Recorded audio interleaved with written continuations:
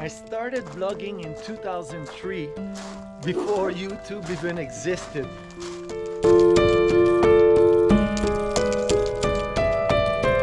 It is with heart wide open that I share with you my journey that has taken me from South Korea to now living off-grid in the middle of nowhere. July 4, 2007. I'm in the car. I was supposed to meet Jin from Jin Glider today, but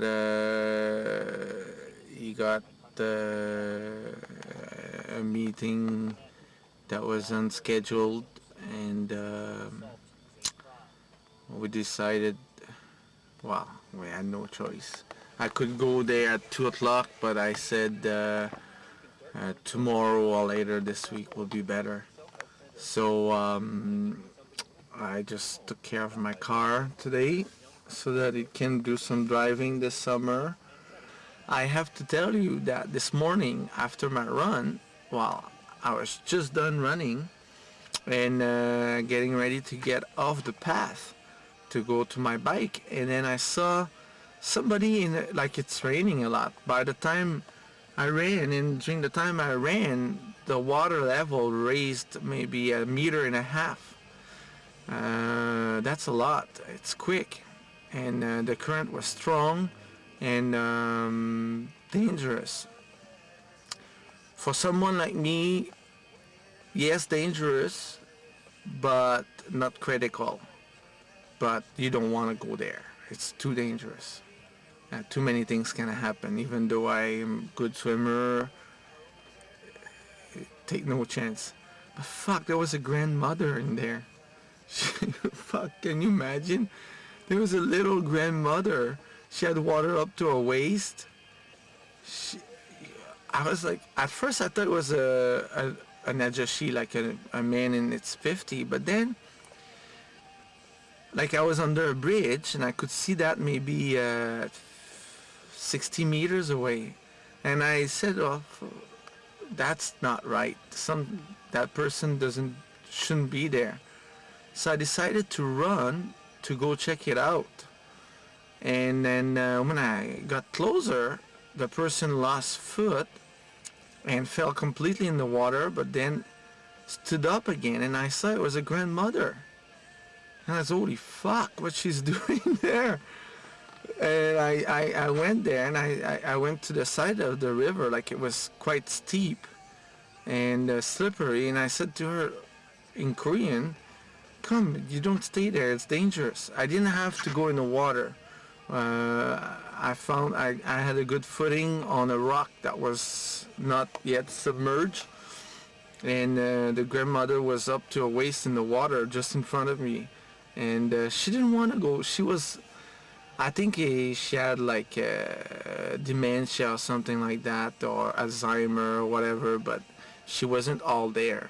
Like, she was really confused, and it was maybe, I thought at first I thought maybe it was because my Korean was not so good, or that she couldn't understand, but I found out later that she's just confused.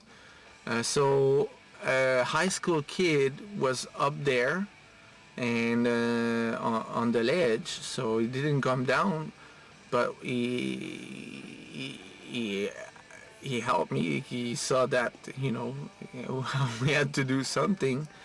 So I grabbed the grandmother, and I kind of forced her out of the water. She didn't really want to come out. And then once she got higher on the ledge, the other kid helped her out. And after that, it was like she wanted to go back in the water. But I kind of told the kid we have to call somebody, and then another man was coming down, and I screamed at him so for him to come help us out. Was an older man. And then somebody across the river saw this and came over, and when I left, they were taking care of her to find out where she lived and to bring her back home. So that was the thing. Now my class, I'm level 6. There are 7 levels. and I'm learning a lot. It's great, and I know this was a really fucking good decision to do. I'm learning something for that. I'm gonna be able to live off of this. It's like I'm learning a job, but it's a job I don't have to deal with anyone. It's a job with me. It's a game. I need money, I go get it. It's fantastic. I just need to learn and study hard, and I'll get good at it. Right now, I wouldn't put my money yet. The odds are not in my favor right now because my skill level is not good enough. But what's good with that class is that my teachers, they won't let me do it with real money until they know I'm ready. And this is good. I'm studying every day, many hours. The timing is good. This summer I'm not selling much on eBay. It's actually perfect. Everything turns out the way it should. So I'm very happy. Last weekend was our second wedding anniversary. And it's hard. I'm not a victim because I'm choosing this. If I want, I can just choose to wrap it up and leave, and just 99 ways to leave your lover. That's not the problem. I'm starting to feel her sadness. She's been writing notes in the morning. When I wake up and I go to my computer, there's almost every day there's a little note. She's making effort, but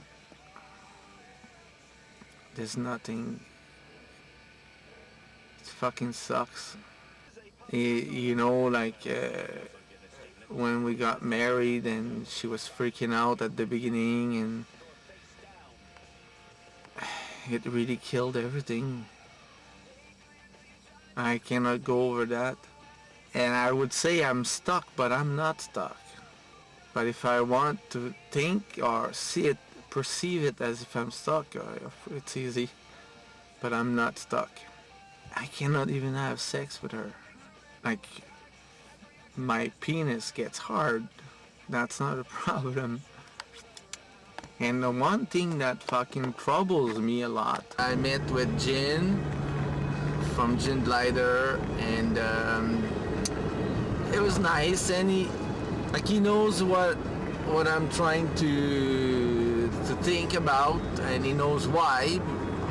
It's obvious. And but he's just not like, maybe he's like he's not gonna invest really on trying to push this. He knows that it's going to get there eventually, where we're gonna have those airbags, but he's not ready to invest, or I didn't convince him to invest. Maybe that's more that, but he's not against it. And I guess if I were to start myself investing and developing and testing, he would definitely come along. But I doubt I'm gonna get to the point where so I think that's pretty much where this idea will end, but we'll see. Never know. Something that happened last night. So I told you yesterday that I could sense Kyoung Sook was sad, and she could feel something was wrong. Well, I wasn't wrong. I was right. Yesterday, After I finished eating, she said she turned off the TV and she wanted to talk. And my first internal reaction, because I didn't express it, but I was very defensive. But I knew why I was defensive, because I knew what she wanted to talk about. But I told myself, well, she's making an effort, and I have to make an effort too. And I have to give her that. And so I said okay, and I let her talk. I did not interrupt her, and strange as it is, it was not hard for me to not interrupt her. I just listened to what she had to say, and of course she talked about divorce, and she actually asked me if that's what I wanted to do, if I wanted to divorce, or she asked me how I felt. Yeah, before that she told me, she could sense that something was not right, and anyway, so when she asked me how I felt, well, I could not. Lying was totally out of the question, because that would not be fair to her, and that would be stupid, just a waste of time. So I told her, that it was very difficult for me, and I didn't want to say more than that, because if it comes from, like,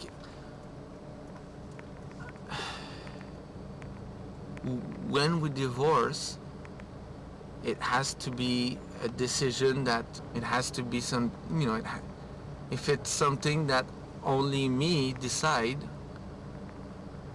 it's not as good as if it's something that she can decide too. I want to give her a chance, like, even though I'm not happy, and I want her to have that chance to make that choice. She didn't write a note this morning, so I said to her that I was afraid, and about what would happen if we were to divorce, and her family and her and me. And then she said that for her, divorce was, she was not afraid about the other thing. She would be sad that she lost her love. Yes, she loves me, but what she means by love is not what I mean. She loves me, but she also needs me. And that's the need me that I don't like. And the funny thing is, the day that she's gonna be ready to divorce is the day that she's not gonna need me anymore. Kyoung Sook, turn around. Yeah. The fashion lady, she went shopping especially for a trip. Why? It's so hot today. Yeah. It's beautiful.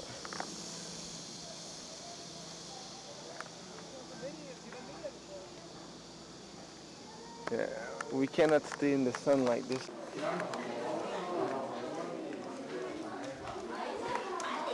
It says we are in the cave.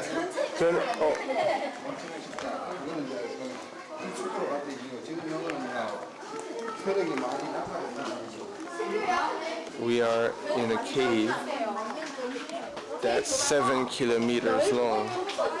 It's quite cold in here, and that's awesome because outside it is too hot.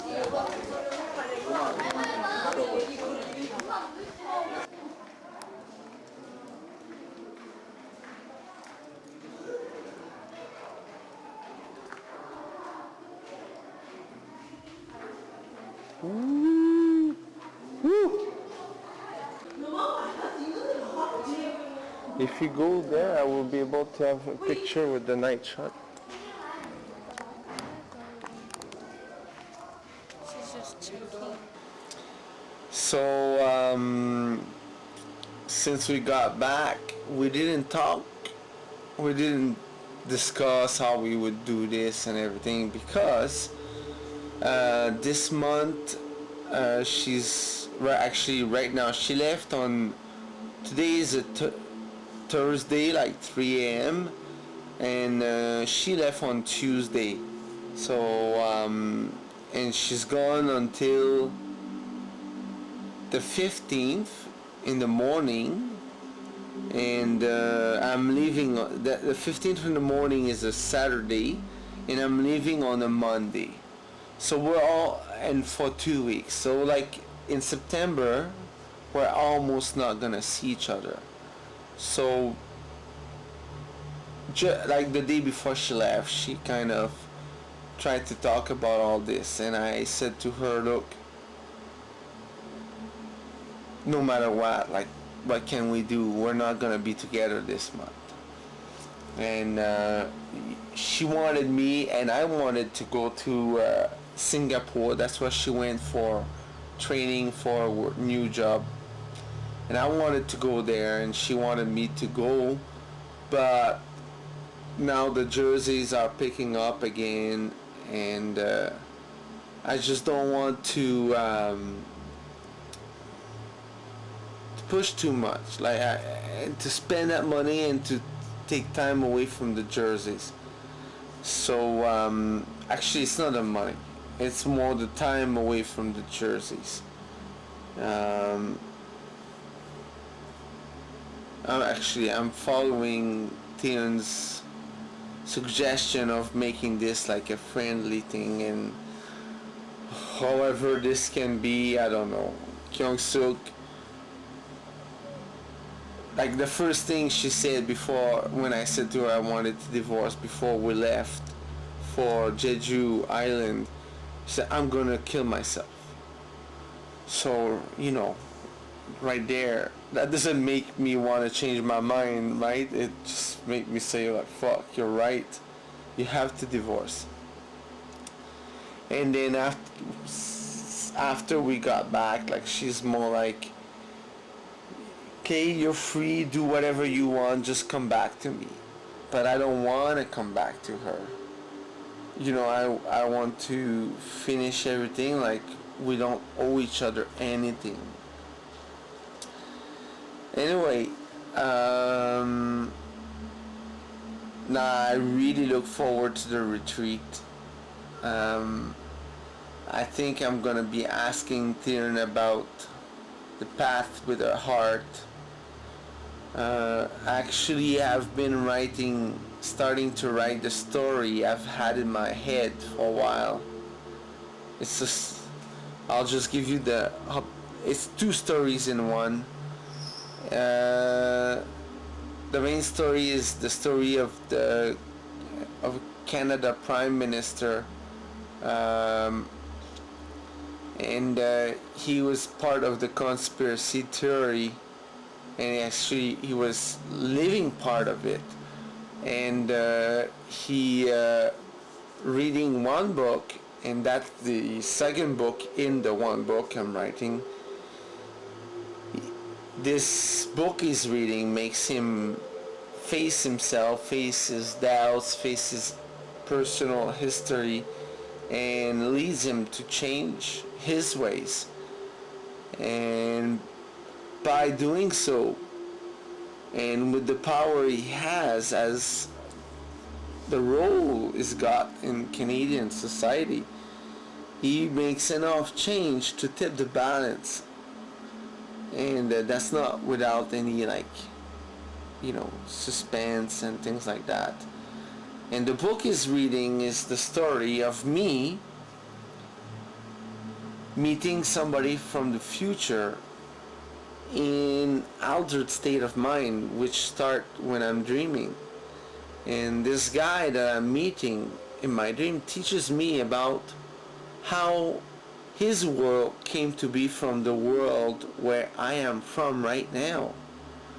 So instead of being like other futuristic books, like, or movies where you see what the future is, this book the Prime Minister is reading is more about how the transition happened, how it went from this to this. What are the events? Why did people change their mind? And yeah, that's actually the core of the book. And the story is, the book name, the title is 2010, the year people changed. And anyway, I think it's got potential, and even if it doesn't, I just feel I need to write this.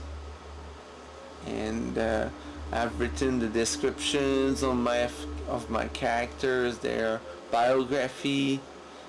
Ashley, I have to talk about Ashley because somehow Kyoung Sook has been jealous of her, even though we haven't spoke or chatted much, but Kyoung Sook was aware of this, like, holy fuck, it's like magic. Anyway, I'm talking about that today because today I was chatting with her and she asked me bluntly, she said, Philly, you said you felt something special for me. Is it something romantically? And I said to her, I don't know what it is. And really, that's the true answer. I don't know. In like less than 2 weeks, I'm out to Europe. I'm going to Rome for a few days, and then I'm going to be at the retreat in Spain, and then I'm going back to Amsterdam. And I actually really look forward to that. That's gonna be awesome. Then I come back and I focus everything on the jerseys. The last 6 months I didn't have to work. I have money, I have time. I'm actually already living what I wanted. When I set out to do Freedom 35 documentary, that's what I wanted. Whatever happened in the last 6 months, that's exactly, it's just, I could have moved to Canada and go fishing this summer, but I didn't, because I'm married, and also because I was afraid that if I did, maybe all this would vanish and I would have to start working again. Freedom 35 and financial freedom is a fucking awesome, huge step towards the kind of freedom I want. The freedom I want is the kind of freedom where you're fucking free. I go lie down and I can fucking just stop my mind going off and thinking and fucking here and there, and I have no control over what's going on between my ears. What? That's not fucking freedom. I'd be free if I could choose what goes up in here. But right now, I'm just like a radio. I'm not free. A radio is not free. It just, somebody flipped the channel and the radio just spurted out, and that's it. That's not freedom. The freedom would be if the radio could fucking make its own program, makes the people speak or whatever, choose whatever the fuck comes out of the speaker. But right now in my head, it's not like that. I'm fucking doomed. This is Rome, and we just got here this morning. That over there, I think, is the Coliseum. I think there's like a There's an old building every second street. It's like quite fantastic actually. I'm very impressed with the city. It's it's old. Like you can tell it was an empire. Look at those statues. You know, these people that built this, they wanted to show we are powerful. Look at that. We are powerful.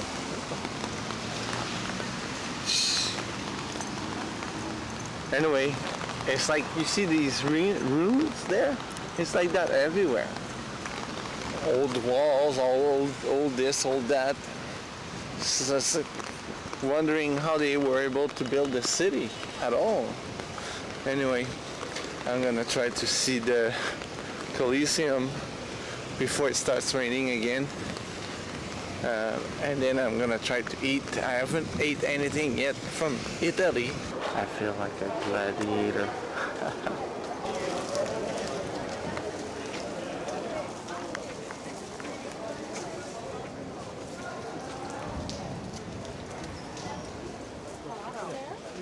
They used to come straight up in the middle of the floor and they'd face the front of the school.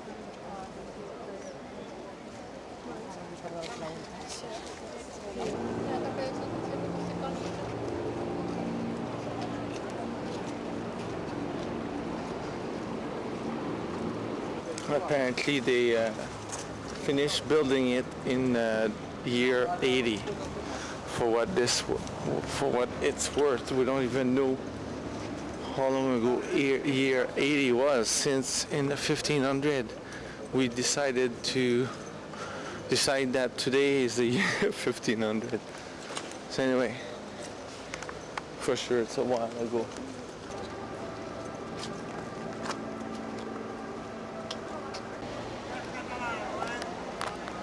Hey, that's just too much to see. Fuck, you need like a year in Rome just to see. This makes me thirsty. These pretzels make me thirsty. What is this? I don't know. But I was here. I have to tell you, this is a swass. Swass, do you know what swass is? Swass is two words combined. The word sweat and the word ass. So swass. I've got plenty of it.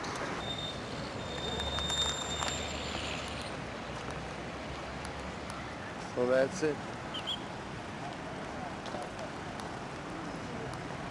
It's a really fucking nice day. J'ai juste de voir un Québécois sortir d'ici en sacrant. So now I fucking understand why the fuck the guy was swearing like an ass. They're fucking stupid. I just waited 20 fucking minutes to get in that fucking thing. And les estis crises de tabarnak, ils t'en revirent de bord à cause que t'as un gilet pas de manche. Qui mange la crise de marde?